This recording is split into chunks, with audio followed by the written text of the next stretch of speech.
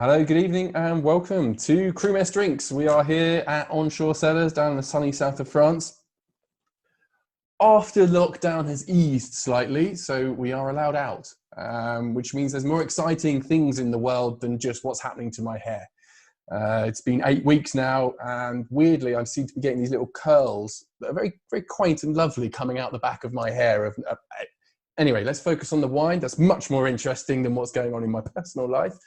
So this week we are going to taste 3 wines, and we're going to talk specifically about bistro wines, because we came up with a concept here at Onshore Cellars where instead of just buying wines from a country or from a style or what have you, we're kind of grouping them together as though it's a restaurant, because we're trying to get it so that people can understand what we're talking about, as in these are the kind of wines that you would find if you go to a Spanish restaurant or a French restaurant or a bistro or a seafood restaurant or a beefy steakhouse restaurant. Like, these are the kind of wines. They might not fit a country, but they'll fit a style, they'll fit a menu, basically, as though you would look at a wine list and you'd be like, oh yeah, I know what that is, and I know what that is, and then it makes it easier to understand. This week we picked the bistro wines. Inexpensive, easy drinking, but I think really, really good wines at a good price.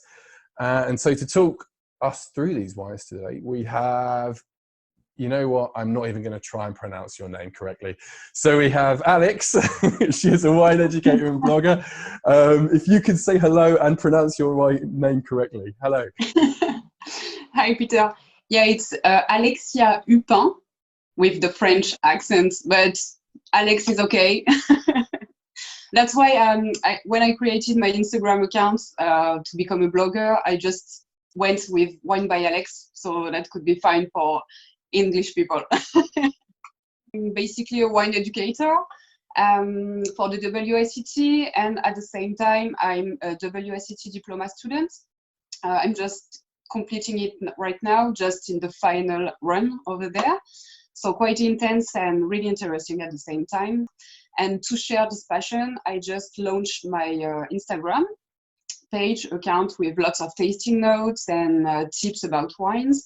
And I just launched also my blog with interviews and things like that to feature like small wine growers or small winemakers to share their work and their passion as well. I would thoroughly recommend checking out Wine by Alex on Instagram. And that's not just me blowing smoke up a guest who's come and spending her time to taste our wine. You pitch it at, weirdly, almost at 2 levels, whereby the people who are interested in wine and know a bit about wine, they can connect with you. But then people who actually don't know much, they can also follow you and learn stuff. Yeah, it's like, that's what I'm trying to do. Yeah, I just wanted to basically make one more approachable, fun, and not the snobby kind of thing that we tend to do as French people. Like, we know our wines, we love our wines, and we tend to be kind of snobbish. That's why I was surprised you were happy to do the bistro case, because I thought, no, that's too cheap for a French person. You're going to go for the expensive wines, the fancy stuff, the champagnes, and you're like, no. That's actually what I was looking for, some pairing suggestions and things like that to go with the wines. And everything that came to my mind was like Italian stuff or Portuguese or Spanish stuff, but not really French meals. So I picked some of them, but yeah, actually I was like, yeah, French are really snobbish. But explain to me, what is the concept of a bistro in France? Because I know it's so different to the kind of basic or the restaurants you get in England. According to me, that would be a place that really is welcoming and simple, with kind of basic stuff to eat, good wines. It's basically, for me, good value for money. Which one would you recommend we start with? I would wanted to go maybe with the rosé and then go with the white and the red. I understand you just wanted to ruin the fact that I'd set up this lovely display of having the white, the rosé, and the red, because I thought colour-wise it looked good. But you're coming at me and going, no, that's why we're doing this. You're the professional. Right, we'll go with the rosé first. You're not a WSET as well? A diploma? Pardon? You're deep WSET as well, or? Yeah. I saw that. Yeah.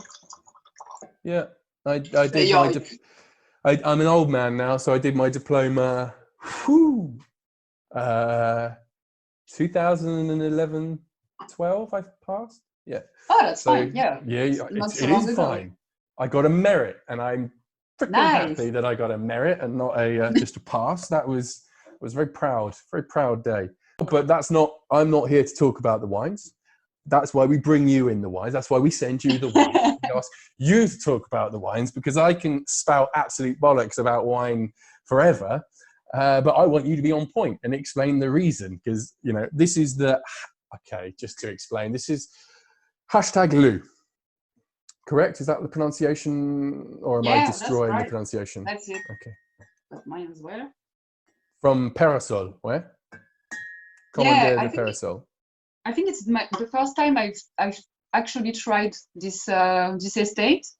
This estate? Yeah, I think so. Yeah, it's awful. Yeah, I'm in Provence and it's Côtes de Provence. Yeah, I know, but I Sorry, think yes, it's my make it first clear. one. Yes, this is Côtes de Provence rosé, okay? But this is their entry level, Yeah. right? Yeah, that's it. I think it's around €9 the bottle, or something like Yeah, that. no, it's about that, exactly that. It's really inexpensive for Côtes de Provence, and It's super especially for cheap. Peyrassol, yeah, because it's a big estate and really well known. But this is a new wine for them. The Commander de Peyrassol has been around for years. I remember selling them in London for many a moon, and they were always solidly good quality and a good replacement alternative for the more famous Minutis and etc. Yeah. In fact, I prefer them. Why would I have? I'm going to ask you to think. Put yourself in my shoes. Why have I put a rosé, Provence rosé, in a bistro wine set? Yeah, tricky question. I would say basically that, like Côtes de Provence, for me, because Côtes de Provence rosé, it's basically the wine that tends to go with lots of meals, lots of types of dishes, and it's rosé now is basically like the thing that everybody wants to drink. And for summer, springtime, it's kind of perfect to me.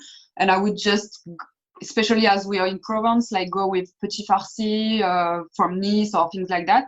Really simple stuff that fits in a bistro, with a wine that is kind of fresh, acidic, and really fruity. No, it's super fruity. Exactly that. Yeah. I think I find that. So when I go to a bistro, I normally go with friends or work colleagues and stuff. And the issue is we're normally ordering different things. Like some people have got the fish course. Somebody's just, as always, well, Ed always goes for the burger. I don't know why, but he loves the burger. Yeah. And like I've got friends who'll go for. I'm the kind of girl going always for the burger. I don't know why as well, but I do that. But you know what to expect from a burger. I prefer going to like this restaurant, and then I say, what's the plat du jour? And then they say something that I've never heard of. I'll be like, yeah, give it to me. Let me learn this dish. And sometimes I've been horribly disappointed with sauerkraut and a sausage and bacon and this weird stuff. What is this? But other times you're just, oh my God, it's Blanc de Vaux, or it's I love what that. you can get. And I think when you've got a load of people drinking, like eating, you need wine that kind of crosses the boundaries. And if the sun is shining, that's perfect. Sport, right? Especially today, that would be perfect. Yeah, it's really nice. I think it's really fruity, and it's kind of intense in the aromas. Yeah, I'm surprised for the price and the entry level category. It's really a very nice Côtes de Provence. For the first wine of the day, it has that zing to it. It makes you go like seriously intense refreshingness. Is it too fruity? Because you say it's quite fruity and quite intense. For you, is it too fruity, or is it okay? Where do we sit? No, for me it's okay, because it's really acidic and French, and there's a kind of herbal notes or minerality to it.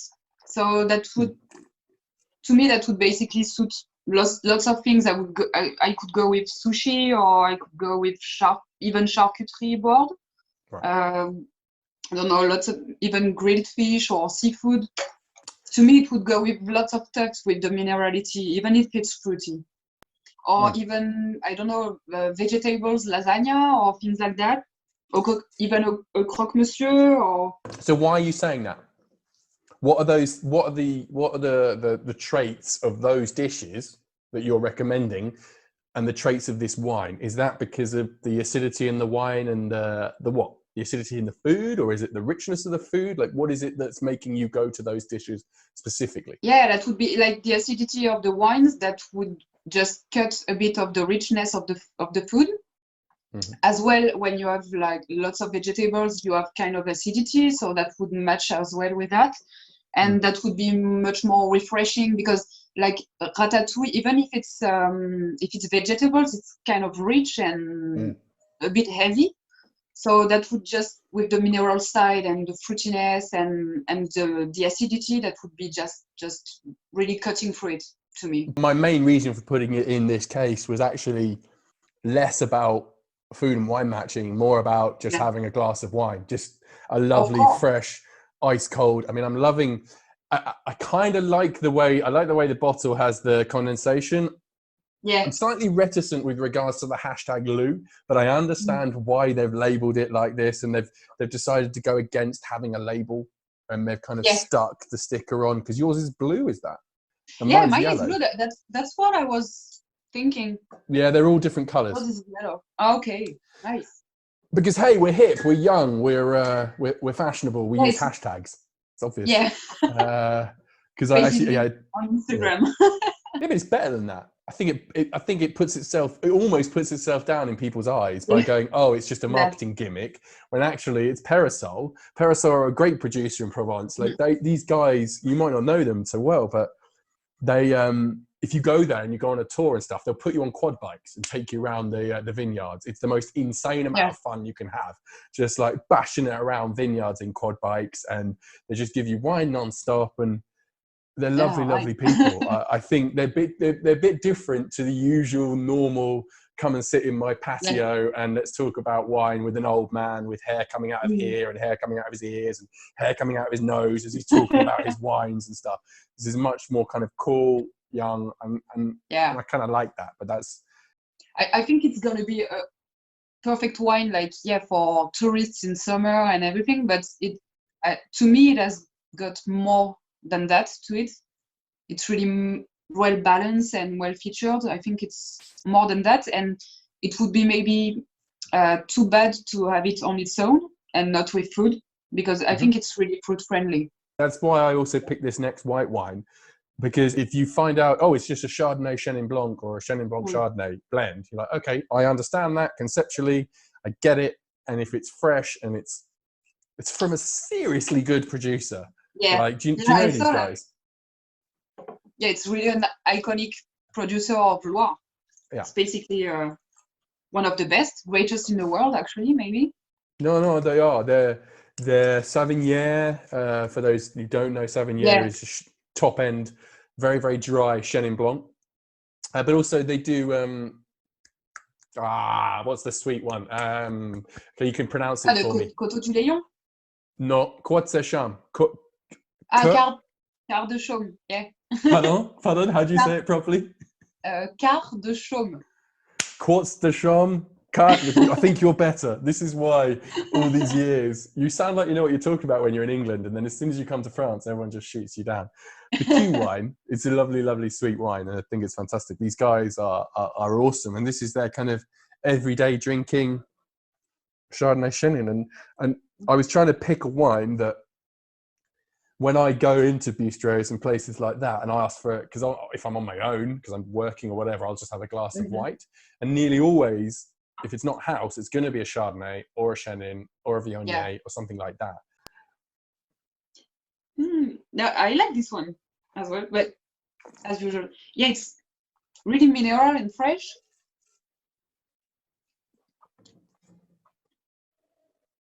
Like, citrus fruits, pears, lemon. Flowers as well. And I like really, like the kind of chalky side of it, really mineral and fresh. What do you mean by mineral? Explain that to me. Explain the concept. Yeah, that's hard to explain, actually. It's basic, like you can feel the soil or the terroir, and to me it's really something fresh, like in champagne, or when you got something kind of acidic as well, and it's almost minty, I would say, in the mouth. Right. So the minerality is when the kind of the acidity matches with the fruit flavors and the dryness, and it all comes together, and you're left with this slight, like, it's quite intensely dry and flinty and just Mm. It's I've never when I say that to my students, it's like when if you lick a stone or things like that. But I've never done it. But it's if you imagine that I think that would be the kind of stuff that you would I'd say have. the same thing. It's what we've all been taught. Yeah. It's like licking a wet rock, Yeah, and then right. people go, "Why the hell are you licking wet rocks? You're a freaking weirdo. What are you doing?" Okay, it's like sniffing a wet rock. Again, you're being really weird. What are you doing? Yeah, but I guess when you love wine and just trying to I don't know, to get all the aromas in your head, you just have to do strange things and Yeah. or imagine strange things at least. I think it's kind of discreet on the nose, but at the same time intense, and you can pick the aromas easily, but it's kind of nuanced and persistent also on the nose, on the palate. So why do you think? Because there is more flavour, there is more intensity on the palate than there is on the nose. It is quite sheltered, and that's got a lot coming through and a lot more expression. And this is when I tasted this the first time, I was like, yeah, this is classic bistro wine. This is classic. Yeah. Just I'll have a glass of this very happily, and I'll go back for more. But what I'm interested to know from you potentially is put yourself in the winemaker's like head, shoes, wellies, I don't know what, and say, well, I make Chenin Blanc. That's what my best wines are. They're all Chenin Blanc. So why would I then suddenly take Chardonnay and blend it in? Why wouldn't I just make an inexpensive Chenin Blanc? Like, what would be the reason for doing that? I'm intrigued. Yeah. You've got tricky questions. I have to have tricky questions. Otherwise we could just talk bollocks, but it's like, I just thought of it. It's interesting. Like, why would they do that? They don't make any other Chardonnays that I know of. Yeah, no, that's right. Yeah, basically the typical wine is Chenin Blanc. Yeah, but maybe because Chardonnay has kind of the same profile as Chenin Blanc. It's can be grown in really different styles and different sweetness levels and things like that. But maybe it's easier to grow as well. Maybe easier than Chenin Blanc. So if you blend it in, that would be maybe. I don't know if I think it's the entry level wine in the from the producer. So It maybe is, yeah. It's their first wine, yeah. Maybe it's just keeping the best Chenin Blanc or the 100% Chenin Blanc for the other wines and just blending Chardonnay. Also, Chardonnay is really catchy name and catchy things to sell. So for bistro wines and everything, because Chenin Blanc, I don't know if lots of people who doesn't know wine actually know it. So if you add Chardonnay, maybe that would just speak better to people. Oh yeah, you're right. I'm sorry. It's a really horrible question to ask you because you're obviously not the winemaker or the producer. Like there is no right answer from us. I was just wondering your opinion, like because I've got my opinion as to why they do it, and I think you said something interesting about how you can make Chardonnay quite different and the different styles, but often Chardonnay is seen as a very rich and over the top. Great, but here it's not at all. It just adds a bit of depth to the wine and a bit of instant flavor, which, to be honest, a young Chenin Blanc that hasn't gone through their 8 years of aging that they put on their great wines or 10 years, it's not going to show the complexity. Whereas I think if you add a bit of Chardonnay now, it kind of goes, woof, you're left with flavor country. All round and like, okay, so what's it called? Can you name the wine and name the producer correctly using your French skills? Correctly. So it's La Calèche from Baumard. Yes. Okay. So okay, Baumard. I would have called them Baumard, right? And I would have said La Calèche, but it's not. It's not Calèche. No, that's fine. Calèche. Yeah, it's Calèche or Calèche. Yeah, that's fine. Okay. Yeah, because I don't have. Yeah, I think it's supposed to be Calèche because it's kind of I, but with the accent it's Esh. Right. But I'm not the girl who has the right accent, so yeah. But you're French. That wins. That's the winner, right? You're already French, so that means you know more than me. I don't know if it's a winner. But I think why is it got nothing to do with the picture? I'm just intrigued as to I know this is entirely not about the wine. But basically the thing that people are sitting on is the Calèche.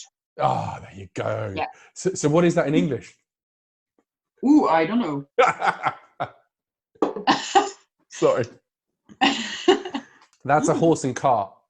So that's a carriage. That's a horse-drawn carriage. Yeah. So that's what that would be. So you're saying it's the carriage bit, not the horse bit, or is the calèche the whole thing? No, the calèche is just the thing without the horse, and the horse is just making it walk. Actually. So it's the carriage. Okay, cool. So that really works well as a selling point because A, I don't know what it means. B, I can't really translate it, and it has no, in any way, concept with regards to Chardonnay or Chenin Blanc. But hey, I still know it's a hashtag blue. So you've got interesting points. So tell me, why would anyone drink this, or do you think they shouldn't drink it? You tell me, honestly. No, I think they should. I think they should because I really, again, I'm loving Chardonnay. I'm loving Chenin Blanc, so I'm maybe not partial to it, but I think that it can, for the price again, it's really good value because it has the complexity from the Chardonnay, the nuance type of wines from the Chenin Blanc, the minerality, and I think it would pair perfectly maybe with the tuna, as we said earlier, or maybe like something like ricotta and spinach ravioli, pasta.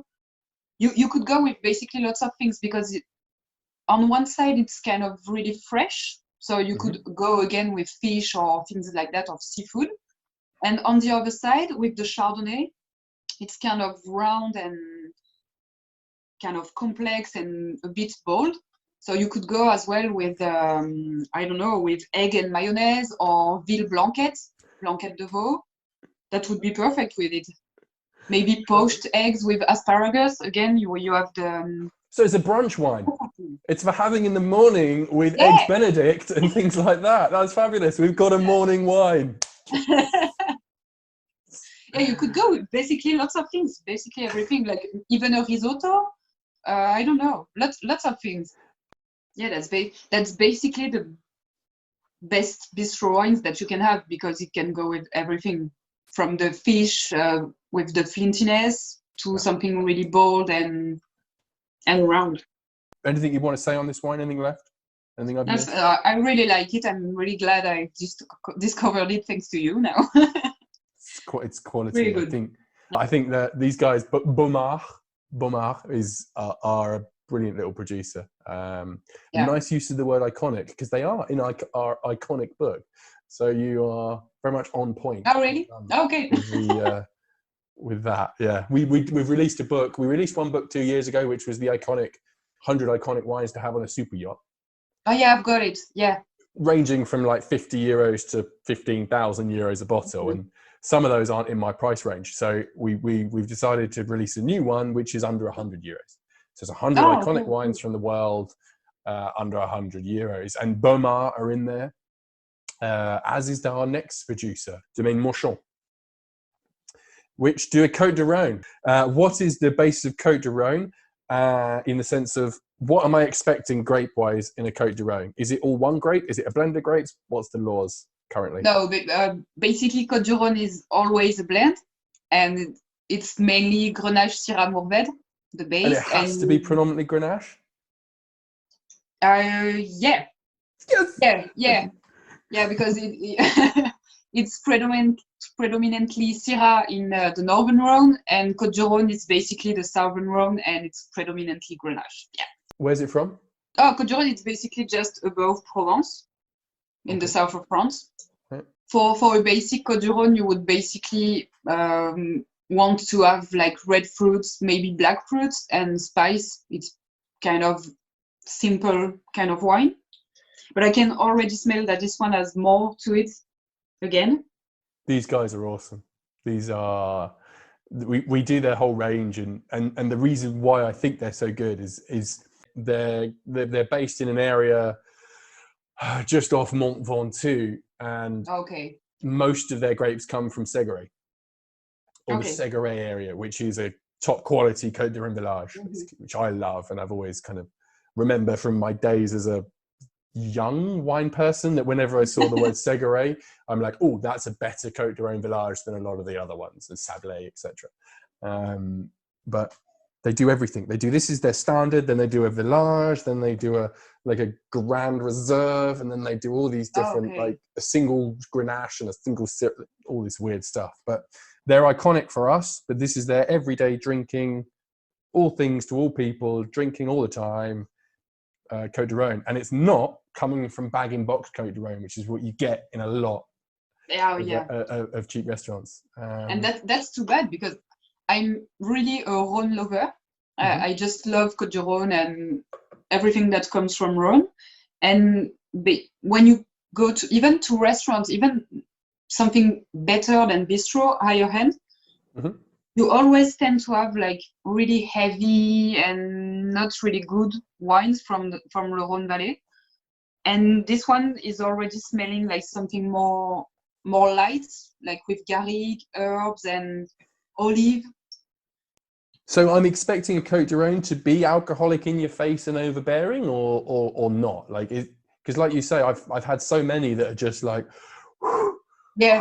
too heavy. Hard work, But that's what some people want, right? They want red meat and they want big, hefty wines. But should it be like that, or? Basically, Côtes du Rhône, especially from the south, should be kind of high in alcohol, and you also have the predominance of Grenache, and Grenache is a grape that's really accumulates sugar, so it's high in alcohol when you make it into wine. But for me to have something that is high in alcohol but still elegant and pleasant on the palate and on the nose, that would have to be balanced by acidity and kind of fresh aromas like this in dried herbs and things like that, to just make it more accessible. Can you tell when there's a lot of Grenache, or where it's more like 45% Syrah? Can you really tell the difference when you taste a Côtes du Rhône?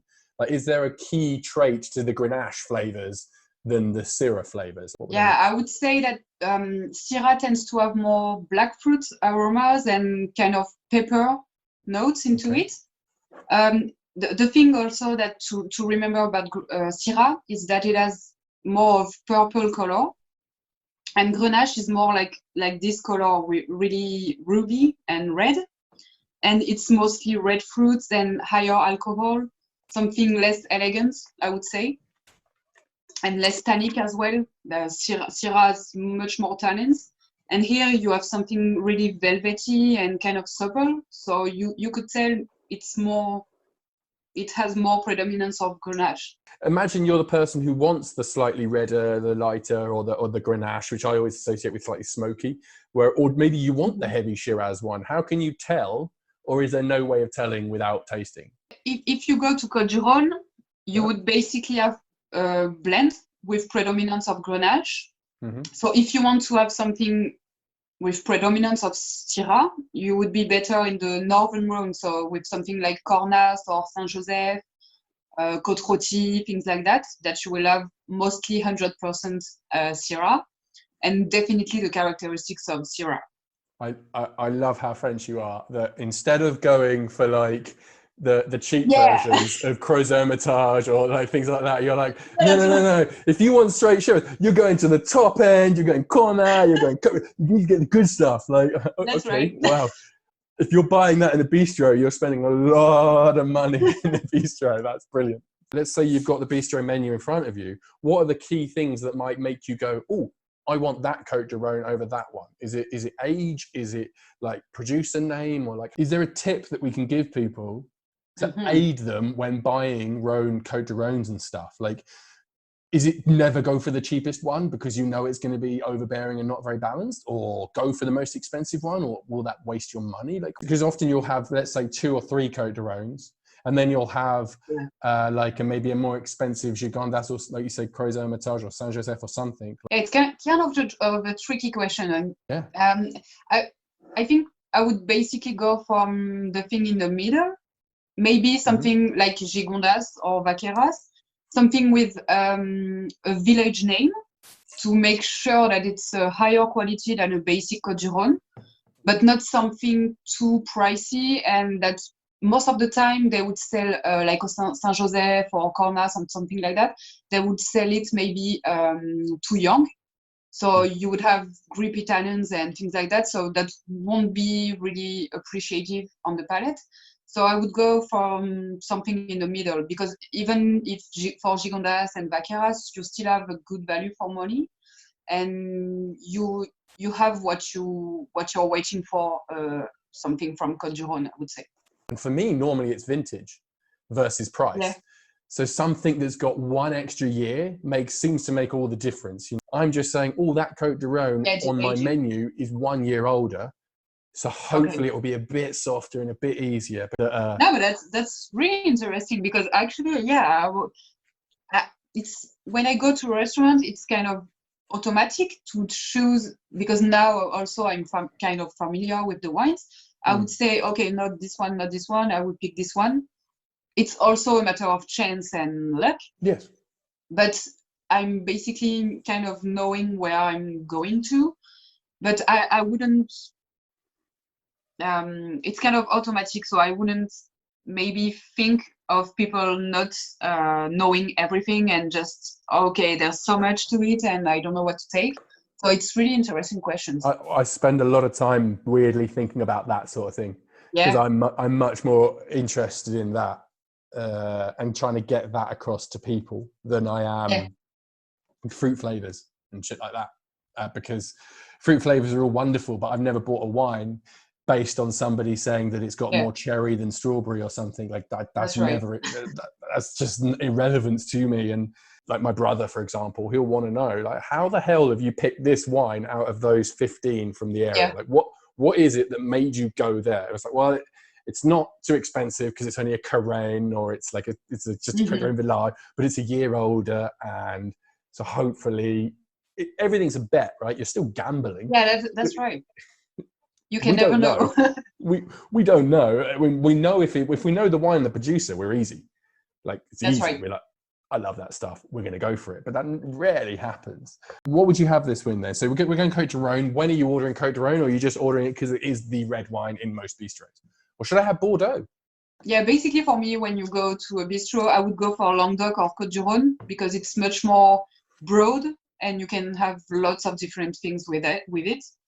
It's like the balance between quality and price. That's what I think about a lot. And the amount of crap Bordeaux I've had that's cheap and nasty, and it's like chewing on wood, and it's horrible. And it's just like, do not buy a Bordeaux for under 10 euros in a supermarket. You're going to be disappointed. Don't do it. Anyway, sorry. Côtes du Rhône. This is lovely. Domaine Mourchon. What am I having this with? Hit me up with some information on this. I'm going to have a second glass because it could go basically with pretty much everything. Again, the petit farci niçois, stuffed zucchini. I would go with every pizza that you can have. Basic even pizza. The ones with pineapple on it. No, not this one. I'm not even thinking about these ones, but like Napolitan or Rhône or lots of different pizza. Not this one, of course. But you could go with couscous, with a cassoulet as well. That would be really nice. Really the basic bistro meals that you can have. Or on its own, right? I'm not eating anything right now, and I'm going soft, smooth, supple. Like, this is nowhere near as heavy as I expected it to be when you first open it. There's no grip Italians. It's really velvety, really supple. You have the spice to it. You have the acidity. You have the red fruits, black fruits. It's really, really good value for money, I would say, as well. And if you take that as at home, you can just have the rosé as an aperitif, and then the white, and then the red with the main meal, and you just have your bistro meal at home, and that's perfect. That's the concept. Yeah, well, that's what I'm doing this evening anyway. That's me sorted. As long as I get home before the sun goes down, we've got 3 in a lineup. Yeah, I will do My the housemate's same. going to love me. It's going to be awesome. Thank you so much for spending all this time with me, tasting all these My wines. pleasure. Much appreciated. I'm sure, well, if it wasn't too horrific for you, we'll probably do this again, I hope, at some point. Yeah.